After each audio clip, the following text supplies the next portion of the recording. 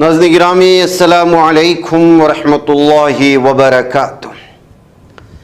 सीधी बात के ताज़ा तरीन प्राइम टाइम में आप लोगों का इस्तकबाल है। नाज़रीन गिरामी मैं अंसार अज़ीज़ नदवी इस वक्त आप लोगों के सामने कुछ अहम तरीन ख़बरों पर तबसरे करने जा रहा हूँ। तफसीलात में जाऊँ उससे पहले आप लोगों से जो दरख्वास्त होती है उस पर ज़रूर तवज्जो कीजिएगा। नाज़रीन गिरामी आजकल एक रियासत से दूसरे रियासत में बंद डिब्बों में या पैकेट में गोश्त को फ़रोख्त करने या एक्सपोर्ट करने का मामला चल निकला है। आपने अक्सर देखा होगा ट्रेनों के ज़रिए से मुख्तलिफ़ जो है जगहों पर भेजा जा रहा है, उसमें अलग अलग किस्म के गोश्त होते हैं। लेकिन ये इस वक्त बहुत ही ज़्यादा परेशान कुन ख़बर है। अगर आप गोश्त खाने के शौकीन हैं, शीख कबाब खाने की शौकीन हैं या इस तरह की चीज़ें, आपको धोखा दिया जा रहा है या फिर जो है सड़ा हुआ गोश्त आपको खिलाया जा रहा है।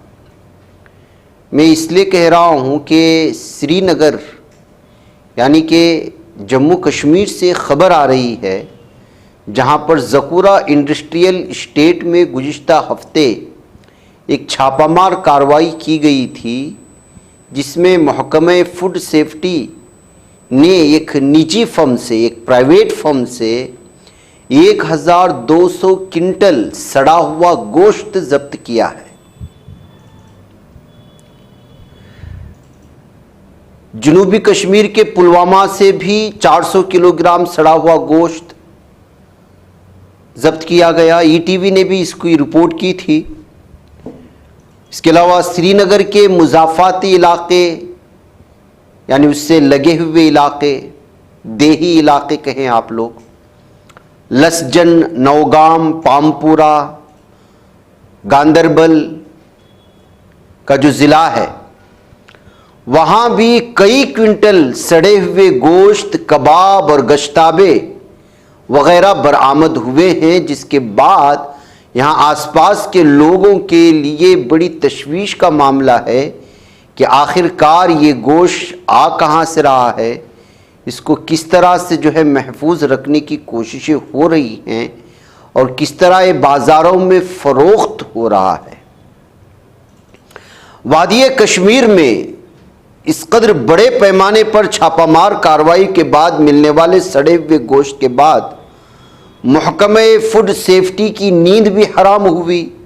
अवामी हलकों में एक किस्म की सनसनी फैल गई है और अभी तक इस सड़े हुए गोश्त को कौन फ़रोख्त कर रहा है, कहाँ से फ़रोख्त हो रहा है, कहाँ से लाया जा रहा है, इसका भी पता नहीं चल पा रहा है। दरअसल इस कारोबार से वाबस्ता अफराद ने कई क्विंटल सड़े हुए गोश्त अज खुद खुले खेतों, जहलम या किसी नाले के किनारे फेंक करके फरार हो चुके हैं जब से छापामार कार्रवाई शुरू हुई है। जैसे ही फूड सेफ्टी टीमें मुख्तलिफ मकामात पर जाकर छापामार कार्रवाई करने लगी और इसकी खबर उनके हलकों में फैलने लगी, तो नतीजा ये निकला कि लसजन के एक नाले में 800 किलोग्राम गैर मेयारी गोश्त फेंक दिया गया था और उसके अलावा श्रीनगर के नौगाम में 600 किलोग्राम सड़ा हुआ गोश्त फेंक दिया गया।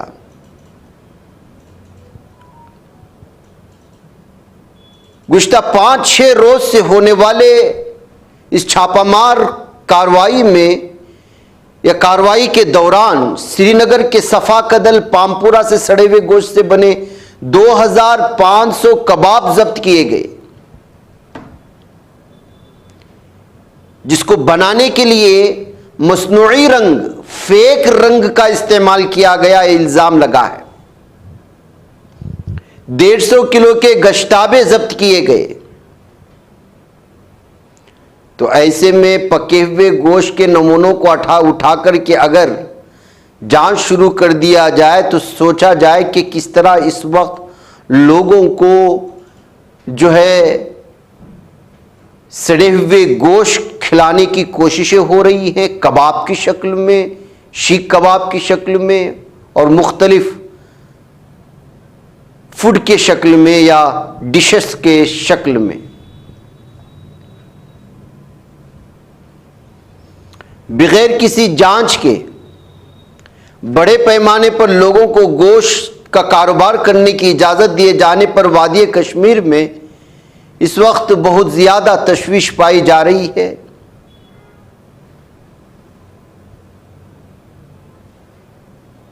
ये प्रोसेस्ड फूड और ग़िज़ाई अजनास की अशिया का जो कारोबार कर रहे हैं, इस तरह की दुकानों से गोश्त की कोई भी चीज़ उठा करके खाना इस वक्त जान को जोखम में डालने के मुतरादिफ है।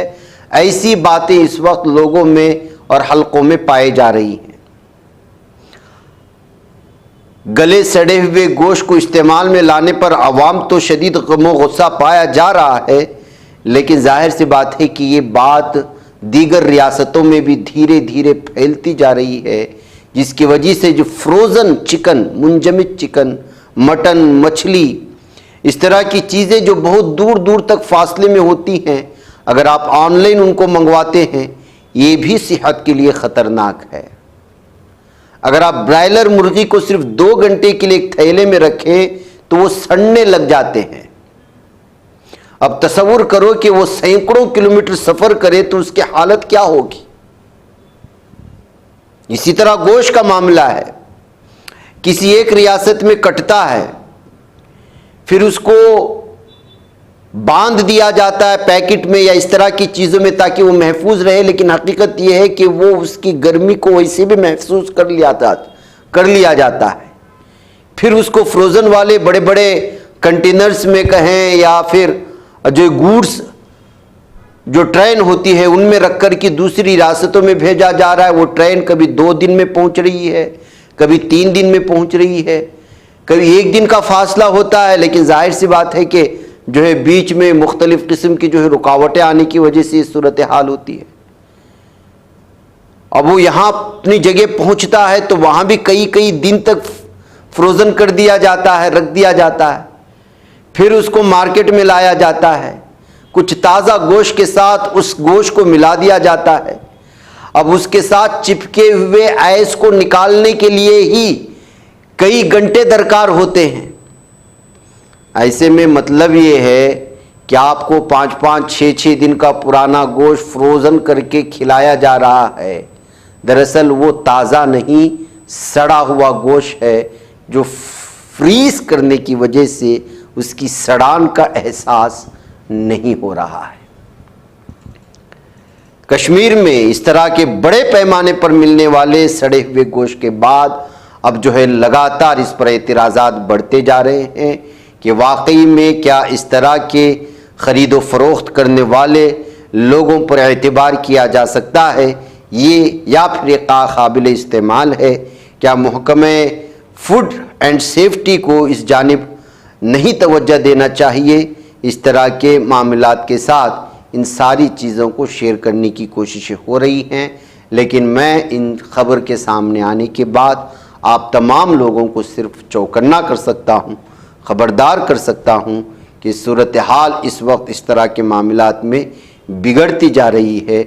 लिहाजा अपने खाने वाले अशिया को या इस तरह की किसी भी चीज़ को ख़रीदने से पहले 100 मरतबा सोचा जाए। नाज़रीन गिरामी, कांग्रेस के रुकने पार्लियामेंट और लोकसभा में कायद हिज़्ब इख्तिलाफ राहुल गांधी ने वोटर लिस्ट में मुबैना धांधली के मामले पर दावा किया कि अगर इलेक्शन कमीशन इलेक्ट्रॉनिक डेटा फराहम करता है तो कांग्रेस साबित करेगी कि नरेंद्र मोदी वोट चोरी करके मुल्क के वज़ीर आज़म बने हैं। राहुल गांधी ने ये बातें आज बेंगलुरु के फ्रीडम पार्क में मुनक़िद वोट राइट्स रैली में कहीं। उन्होंने कहा कि इसके जिम्मेदार अफसरान एक दिन पकड़े जाएंगे क्योंकि ये मुजरिमाना फेल है।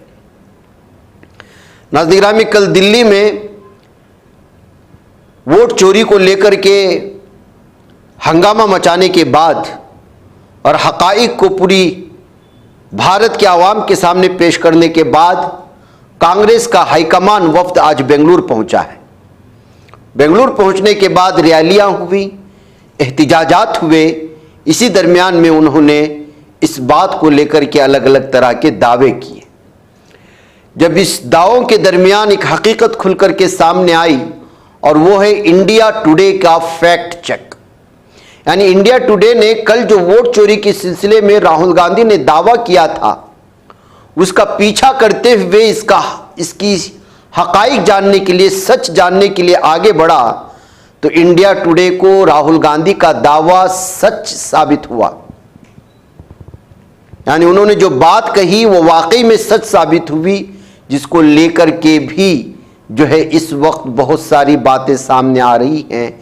और जिस तरह दावा राहुल गांधी आज बेंगलुरु में किया है कि चोरी के वोटों से मोदी ने जो है वो कुर्सी हासिल की है, तो जाहिर सी बात है कि जब इस तरह के हकाइक सामने आएंगे वो किसी न किसी वजह से ही तो इन तमाम चीज़ों का दावा कर रहे हैं।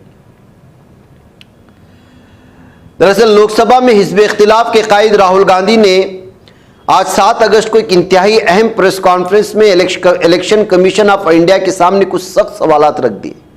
इन सवालात के जवाब हनूज इलेक्शन कमीशन की तरफ से नहीं दिए गए, बल्कि राहुल गांधी से कहा गया है कि उन्होंने जो सबूत पेश किए हैं उसे हलफनामे के साथ जमा करें।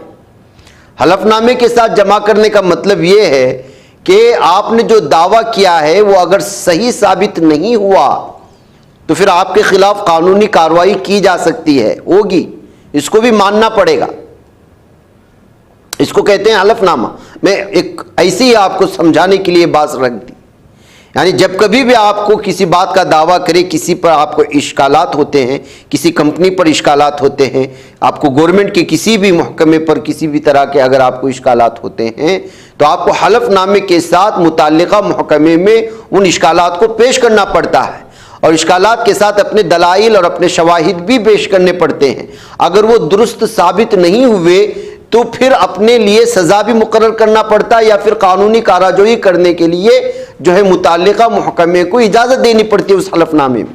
इसी को हलफनामा कहा जाता है। बहरकैफ राहुल गांधी ने वोट चोरी के जो 5 तरीक़े गुज़िश्ता रोज़ बताए, तो इनमें से एक तरीक़ा था एक ही पते पर कई सारे वोटर्स का रजिस्ट्रेशन बेंगलुरु के मुनिरेड्डी गार्डन वाक़े हाउस नंबर 35 के बारे में। उन्होंने दावा किया कि वहां 80 वोटर्स रजिस्टर हैं, लेकिन उनमें से कोई भी वहां मौजूद नहीं है। इस बात का कल उन्होंने दावा किया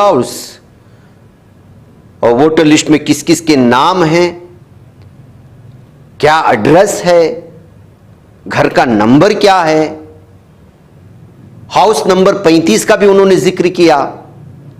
और वो एक कमरे का घर है, एक कमरे के घर में 80 अफराद कैसे रह सकते हैं। तो जाहिर सी बात है कि जब ये दावा किया गया तो सबके आंखें खुली, इंडिया टुडे की भी आंखें खुली। अलग अलग नाम, अलग अलग खानदान का नाम पेश किया गया था। फिर इंडिया टुडे ने मुताल्लिका जगह गए, वहां देखा तो घर बंद था, घर का नंबर बराबर था, सिंगल बेडरूम का घर था और वाकई में वहां पर 80 वोटर्स नहीं थे। इंडिया टुडे ने जब इस चीज को तहकीक की और फिर उसकी रिपोर्ट शाये की तो जाहिर सी बात है कि हंगामा मच गया। और इंडिया टुडे कोई मामूली सा मीडिया हाउस भी नहीं है, एक बहुत बड़ा मीडिया एजेंसी है जिसने जो है राहुल गांधी के इस दावे को सच बता करके लोगों के सामने लाया। तो आज राहुल गांधी का कॉलर थोड़ा और ऊंचा हो गया, उन्होंने कुछ और ज़्यादा ही बोल दिए बेंगलुरु में। बहरकैफ अब इस तरह से वोट चोरी और भी बहुत सारे मुताल्लिका चीज़ों को अपोजिशन लीडरान जिस अंदाज में लेके जा रहे हैं, उसमें कहाँ तक उनको कामयाबी मिलती है, इसको जो है देखना पड़ेगा, इंतज़ार करना पड़ेगा। नाज़िग्रामी उत्तरकाशी में पूरा का पूरा गांव पानी में डूब गया, मलबे का ढेर बन गया। इसरो ने उस गांव की सैटेलाइट तस्वीर शेयर कर दी, किस तरह वो गांव 13 तारीख 6वां महीना 2024 को नज़र आ रहा था, लेकिन 7 तारीख 8वां महीना 2025 में वो पूरी की पूरी बस्ती ही तबाह हो चुकी है। उत्तरकाशी के धराली गांव का ये मंजर है। बादल फटने से यहाँ 5 हलाकतें हुई थी। 150 से जायद अफराद अभी भी लापता हैं और इस पूरी बस्ती के जो है सैलाब में बह जाने की वजह से बस्ती का नामो निशान ही मिट गया है। और इसरो ने उस होलनाक मंजर की सैटेलाइट आज जारी की जो हिंदुस्तानी खलाई तहकीकाती इदारा है, तो फिर ये भी जो है बड़े पैमाने पर वायरल होना शुरू हो गई। इन तस्वीर से ही आप अंदाज़ा लगा सकते हैं कि किस तरह से गांव के अतराफ बड़े पैमाने पर मलबा फैल चुका है। मकामी दरिया ने अपना पुराना रास्ता बदल लिया और नए रास्ता इख्तियार किया, तो उस रास्ते में धराली नामी एक देहात आया, एक शहर आया। कई इमारतें पानी में डूब गई। इर्द गिर्द का मंजर शदीद तबाही की निशानदेही करता है। मकामी बाशिंदों का मानना है कि बादल फटने के फ़ौरन बाद पहाड़ के ढलवानों से मिट्टी, पत्थरों और पानी का बहाव ऐसे नीचे आया जिसने लम्हों में गाँव को अपने लपेट में ले लिया। दर्जनों लोग अपने घरों में फंस गए। कई अफराद पानी के बहाव में बह गए। उनका मानना था कि ये मंजर आँखों के सामने किसी क़यामत से कम नहीं था कि वहाँ के लोग इस गांव को अपने आँखों के सामने डूबते देख रहे थे। नाज़िर-ए-गिरामी, जम्मू कश्मीर में मौलाना मौदूदी, ये जी नूरानी, अरुंधति राय की किताबों समेत 25 किताबों पर पाबंदी आयद कर दी गई है। जम्मू कश्मीर हुकूमत ने दरअसल बुध के रोज़ कौमी सलामती और अमन आमा के खदशात का हवाला देते हुए उन 25 किताबों पर पाबंदी जारी की। जिस कौमी सलामती और अमन आमा के खदशात का हवाला देते हुए कई नामवर मुसन्निफीन की तख्लीक़ात भी शामिल हैं, हुकूमत ने उन किताबों को जब्त करने का हुक्म दिया, ये दावा करते हुए कि वो गुमराहकुन बयानियाँ फैलाती हैं, दहशतगर्दी की तायीद करती हैं, मरकज़ के ज़ेर इंतज़ाम इलाक़े में अलहदगी पसंदी की हौसला अफजाई करती हैं। जिन मुसन्निफीन के तहक़ीक़ात पर पाबंदी आयद की गई है उनमें मारूफ इस्लामी स्कॉलर सैयद अबुल आला मौदूदी मौलाना, बुज़ुर्ग माहिर तालीम और आईनी माहिर ये जी नूरानी, मारूफ मुसन्निफ़ा और कारकुन अरुंधति राय, माहिर सियासियात समंत्रा बोस, तारीख़दान आयशा जलाल, सोगत्था बोस और कश्मीरी माहिरीन तालीम और मुसन्निफ़ा, उस्ताज़ा, मुसन्निफ़ा वग़ैरह शामिल हैं। बहरकैफ़ नाज़िर-ए-गिरामी, इसमें दरअसल अलग अलग तरह की अंग्रेज़ी में लिखी गई किताबें हैं जो कश्मीर की तारीख़ को बयां करती हैं, कश्मीर में पेश आने वाली ऊंच नीच को, वहाँ पर होने वाले जुल्म व सितम को और वहाँ फ़ौजियों की आमद को और फ़ौजियों की जानिब से अलग अलग तरह की जो वहाँ पर इल्ज़ाम लगते रहे हैं कि मकामी लोगों पर होने वाले जुल्म व सितम को। इसमें कई अंग्रेज़ी किताबें हैं, जैसे अगर आप India Pakistan and the ending war, Booker prize याफ्ता अरुंधति राय की आज़ादी और लंदन की स्कूल ऑफ इकनॉमिक्स के प्रोफेसर सुमित्र बोस की भी एक मशहूर तहरीर कहें या फिर जो है एक किताब जो बहुत मशहूर हुई, और the untold story of Kashmir after article 370, जिसको सीमा काजी की जिसको सहाफ़ी और एडिटर अनुराधा भेसन ने लिखी है डिसमेंटल स्टेट के नाम से, और सीमा काजी की लिखी हुई बिटवीन डेमोक्रेसी एंड नेशन और जेंडर एंड मिलिटराइजेशन इन कश्मीर, और भी बहुत सारी किताबें हैं जो वहाँ की सच्ची हकीकी ज़मीनी सच्चाई को बयां करती हैं। तो जाहिर सी बात है कि अब इन किताबों को वहाँ पर पाबंदी आयद करने का मतलब ये है कि सच्चाई को दबाने की कोशिशें हो रही हैं। नाज़िर-ए-गिरामी, आसाम 2015 से पहले दर्ज गैर मुस्लिमों के ख़िलाफ़ फॉरेनर्स ट्रिब्यूनल्स के मुकदमात वापस लेगी हुकूमत। यानी कि CAE NRC जो तमाम तबक़ात और तमाम समाज के लिए माना जाता था, अब महसूस होता है कि ये सिर्फ़ अब मुसलमानों के ख़िलाफ़ इस्तेमाल किया जाएगा। मुतनाज़ा शहरियत तरमीमी कानून का हवाला देते हुए आसाम हुकूमत ने ज़िली हुक्काम और गैर मुल्की ट्रिब्यूनल्स के अरकान को हिदायत की है कि वो 6 कम्यूनिटीज़ हिंदुओं, ईसाइयों, सिखों, बुद्धिस्टों, जैनों और पारसियों के ख़िलाफ़ मुकदमात को ख़त्म कर दे। जो 31 दिसंबर 2014 को या उससे पहले रियासत में दाखिल हुए थे। मारूफ वेबसाइट स्क्रॉल ने अपनी रिपोर्ट में इंकिशाफ किया है। इस रिपोर्ट के मुताबिक रियासत के होम और पॉलिटिकल डिपार्टमेंट ने 17 जुलाई को आसाम के वजीर आला हिमंत बिस्वा शर्मा की हिदायत के बाद शहरियत तरमीमी कानून के हवाले से गैर मुल्की ट्रिब्यूनल से मुतालिक मसाइल और मुकदमात छोड़ने पर तबादिल ख्याल करने के लिए एक मीटिंग की थी, और इसमें तमाम लोगों को, मखसूस बरादरियों को कह रहे हैं, जबकि 6 मखसूस बरादरी छोड़े तो बचा कौन है? सिर्फ मुसलमान को छोड़ करके बाकी जितने भी लोगों के खिलाफ मामला दर्ज हुए हैं 13/12/2014 को या उसके आसपास में जो आसाम में दाखिल हुए थे, उनकी मुकदमात को आप ख़त्म कर दें, यानी कि जो है उनको बाकायदा आप जो है हिंदुस्तानी मान लें सिवाय मुसलमान की। ये इसका मतलब है। तो आसाम में क्या कुछ हो रहा है, आप इस बात का अंदाज़ा इस फैसले से भी लगा सकते हैं। बैकैफ नाज़रीन गिरामी, मुझे यहाँ पर इजाज़त दें, इंशाल्लाह फिर मुलाकात होगी। अस्सलामु अलैकुम रहमतुल्लाहि व बरकातहू। ये बच पाता है कोई सहाफ़ी की निगाहों से, मिलाता है ये लोगों को मोहब्बत की पनाहों से।